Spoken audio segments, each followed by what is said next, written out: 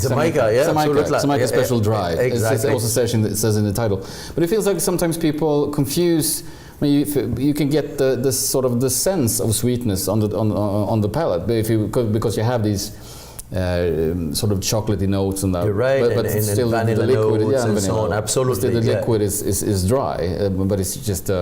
Yeah, absolutely. There is, so people know, this is called dosage or browning in the Caribbeans. It's limited by law to 20 grams, for example, which actually is a good law, I think, because it's like the salt and pepper for a great chef. Yeah. The same way with wood, using wood barrels. Yeah. And in that case, if you taste this one, for example, and you'll see, so in the nose, you get something totally different. I don't think you will agree, right? Wow, right? Oh, yeah, it's big, totally different, yeah. It's got that elements of, green pineapple. You probably get like some ripe banana and, notes as well.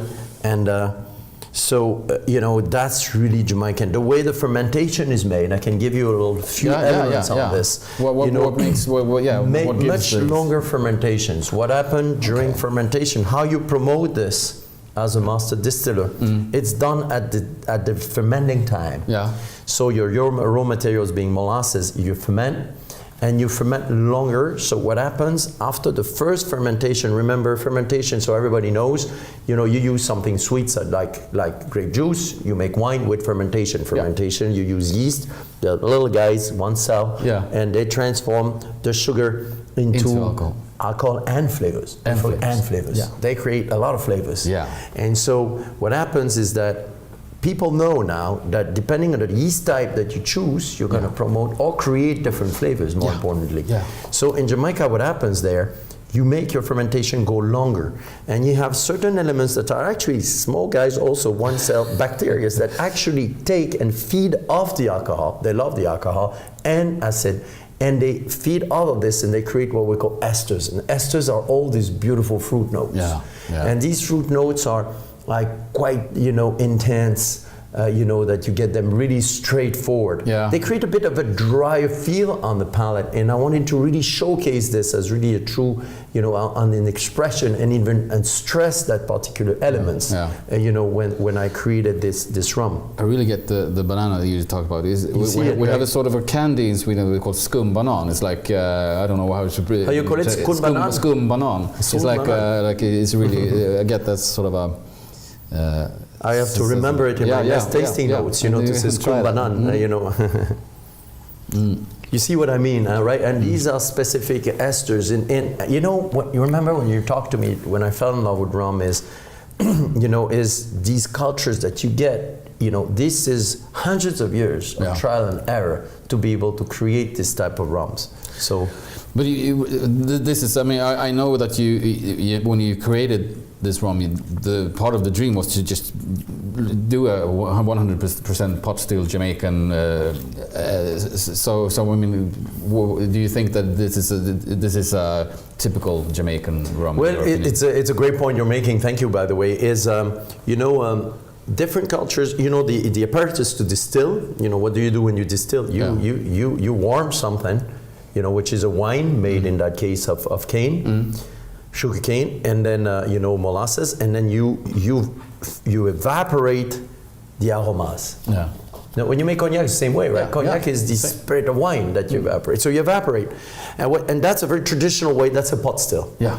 Now there's a guy, a kind of a genius called Coffee, in mid 1800s, created a way that's much more elaborate to distill. That goes faster, you don't stop, and so on, and that's called a column. Yes. Now, the cognac guys never went to the column. They only used the pot still. We only use the pot still. But when the column was made, every island looked at it differently. So typically, with their own culture, you have Trinidad, which is into modernity and so on, said, okay, we're going to just use a column, forget about the old pot stills. Yeah.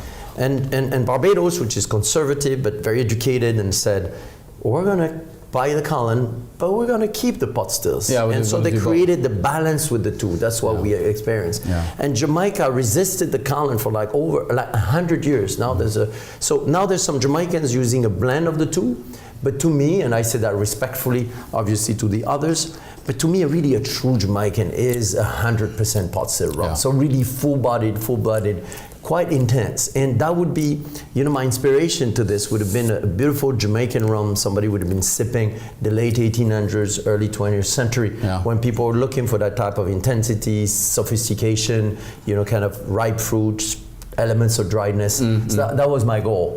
And so that's what we did here. It's a great concentration. I mean, it's a different kind of concentration. If you get what I mean, it's just a bit more powerful. And if I didn't know, I would say that it was a little bit higher in alcohol.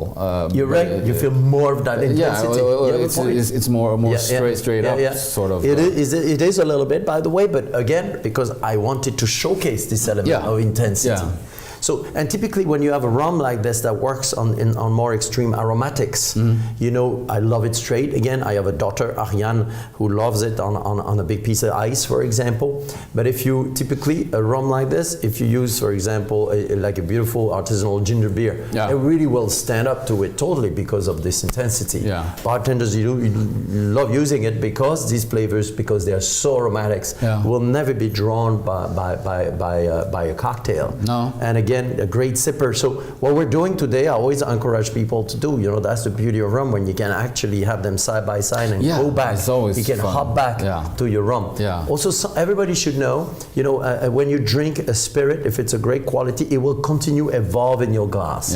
If you go back, for example, to the original dark, you'll see probably some of the, you know, heavier, oilier notes, elements that are. So it's really a movie. You're going through the tasting with that. You're going through the process, and so you can actually hop on one glass to the other. You know, when I as a master blender, what I do when I have the barrels I love the most, I take them back to my bedroom.